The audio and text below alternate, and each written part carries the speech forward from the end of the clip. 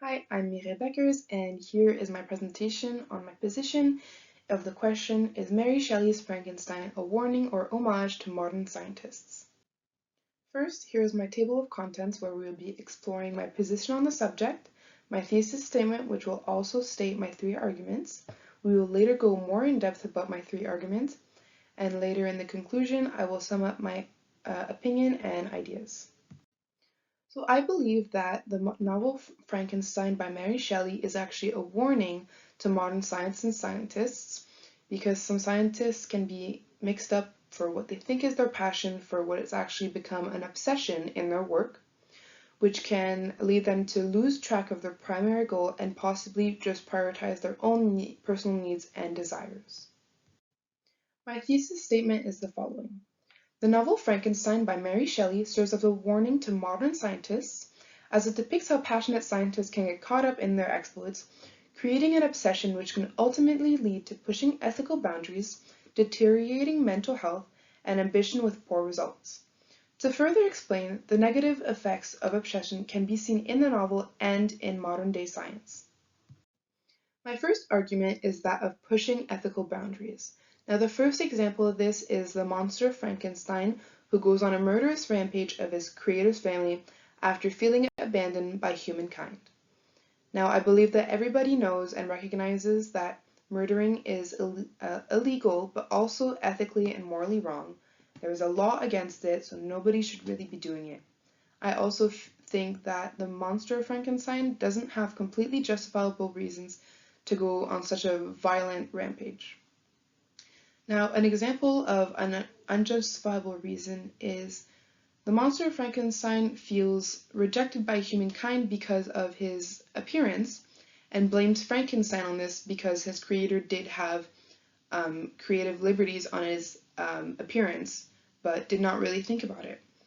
Now, since he feels like nobody loves him, he thinks that Frankenstein should pay for that and goes on to kill his family. Now, when the monster first recognizes that the child he is holding is a relative of Frankenstein, William, his little brother, he says, "Frankenstein, you belong to my enemy. To him towards whom I have sworn eternal revenge, you shall be my first victim." Now, my second example of pushing ethical boundaries is Victor Frankenstein himself agreeing to create a second monster on the first monster's request. This is ethically wrong because Victor does know the effects of the first one, which is killing his own family, and there's also the risk of the second creation not wanting to follow the first monster out of the country. The agreement was that if Victor would create a second monster, the first monster would take her and leave the country, never to be seen by Victor again. But as we recall, when the monster was first created, he wanted to explore the world and learn how to speak and understand humans. So what makes Victor think that the second monster wouldn't want to do this? Thankfully, Victor comes to his senses and does destroy the second monster. As Victor agrees to create the monster, he says, "I shall deliver you into your hands a female who will accompany you." This is like a form of cloning, which actually leads me to my third example of this, which is modern day cloning. Cloning has been around for a while, but it still comes with negative repercussions. A lot of cloning experiments are born with physical and mental difficulties, which can affect their lifespan and cut it very short. Some of the experiments are also cut short because scientists know that they won't survive, so they just go ahead and kill the embryo or molecule that they started with, which is kind of ethically wrong because you're killing something without giving it a chance to live. Scientists still proceed with this experiment, which can be heartbreaking. My second argument is deteriorating mental health of the scientists. The first example of this is Victor growing more and more anxious and paranoid on the days leading to his wedding night because of the monster's promise to be there on his wedding night, which signifies something bad. Victor is so worried about this, he carries knives with him just in case, and can't even enjoy the festivities of what is supposed to be the happiest day of his life, marrying Elizabeth. His mental health is compromised in this situation because he is checking every corner and looking to see if the monster is there. He finally is able to put those worries behind him for a bit, but as he states, "The sun sunk behind the horizon as we landed. I felt those cares and worries revive, which soon were to clasp me and cling to me forever." It shows that he can never fully leave the monster behind. The second example of this is, again, Victor, who, after his family's death, his conscience is weak due to grief and anger, and he swears to avenge them by going on a crazy quest to kill the monster. The chase drives him crazy with all the taunting that the monster is doing, which only makes him more exhausted, and finally, this mental exhaustion leads him to his death. Now, the monster is not the actual reason for his death, but we could argue that mental health is the reason because he was so tired of trying to avenge his family. It's clear that his mental health was not the best because as he sets out to kill the monster, he says, "I lost sensation, and chains and darkness were the only objects that pressed upon me." My last example of deteriorating mental health is an article from a student at MIT, which is a real story.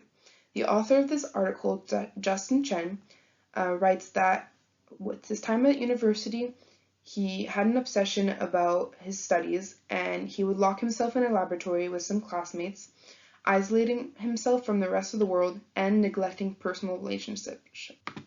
We can relate this experience to Victor, who, also with his time at university, neglected his personal relationships with his family and isolated himself from the rest of the world. The author Justin Chen states, "Together we normalized our monomania," which means that with his classmates, he obsessed over one thing maniacally. My last argument about the unhealthy obsession of scientists is burning ambition but poor results. The first example of this is Victor, who wanted to discover the secrets of life and death by creating a human being, but it horribly backfired on him.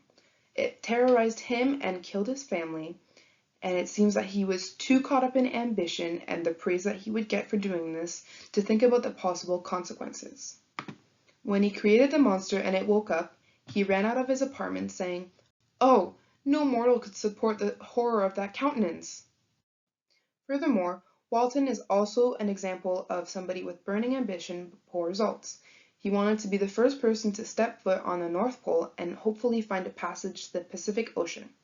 His ambition led him there, but his boat was stuck in ice for a while, which forced him to turn around for his own safety and that of his crew. He wanted the glory and admiration for finding such a discovery, but it completely didn't. In his correspondence to his sister, he writes, "I preferred the glory to every enticement that wealth placed in my path," which is a good thing to reject money, but his ambition and the want for glory did lead him to poor results. Lastly, there is the example of Franz Reichelt and his aviator suit. He created a flying suit with a parachute that would open when jumping in the air, and it did work before, but then he wanted to demonstrate it himself by jumping off of the Eiffel Tower. Unfortunately, the parachute never opened, and he plunged to his death in front of a large crowd. Before this, he said, "I want to try the experiment myself and without trickery, as I intend to prove the worth of my invention." It seems he didn't completely consider the consequences that could arise and didn't have a backup plan.